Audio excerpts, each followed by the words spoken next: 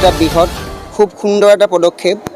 আমাৰ অসমৰ বিভিন্ন গাঁৱে ভূঞে যিবিলাক পঞ্চায়ত আছে সেই পঞ্চায়তবিলাকত যথেষ্ট পৰিমাণৰ আমাৰ প্ৰতিভা থকা শিল্পী বা তেওঁলোক ডান্সাৰ বা তোমাৰ খেলুৱৈ, সেই খেলুৱৈসকলক ওলাই আনিবৰ কাৰণে এখন মঞ্চৰ দৰকাৰ আছিলে। ইমান বছৰে কোনো চৰকাৰ তেনেকুৱা ব্যৱস্থা লোৱা নাছিলে, কিন্তু আমি এই চেগতে ডক্টৰ হিমন্ত বিশ্ব শৰ্মা ছাৰৰ জৰিয়তে সমগ্ৰ আমাৰ অসম চৰকাৰৰ সম কৰ্মকৰ্তাক বহুত বহুত ধন্যবাদ জনাইছোঁ। তেখেতসকলে আমাৰ গাঁৱে ভূঞে থকা প্ৰতিভাসমূহক উলিয়াই আনিবৰ কাৰণে এখন মঞ্চ প্ৰদান কৰিছে, তাৰ কাৰণে তেওঁলোকক ধন্যবাদ জনাইছোঁ। আজি আমাৰ ধানুৱা গাঁও পঞ্চায়তৰ ৰাভা সংগীত, জ্যোতি সংগীত, ভূপেন্দ্ৰ সংগীত আৰু ৰবীন্দ্ৰ সংগীত, লগতে লোক সংস্কৃতিমূলক নৃত্য আৰু ডান্স, বিহু ডান্স হ'ব।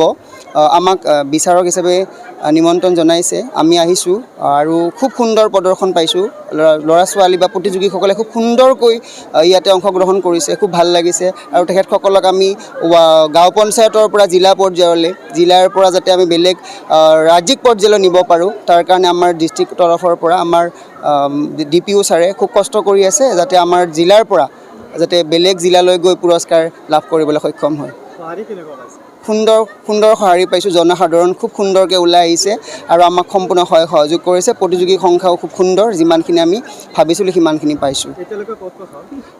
যোৱাকালি আমাৰ চাউথ চালমাৰা মানকাছৰ জিলাৰ অধীনত কালি আৰম্ভহে হৈছে। কালি আমাৰ মানকাছৰ লটিফ কলেজৰ অডিটৰিয়ামত প্ৰথম আৰম্ভ আৰু আজি দ্বিতীয় ইয়াতে ধানুৱা জিপিত হৈছে আৰু 30 তাৰিখলৈকে চলিব এই অনুষ্ঠানটো।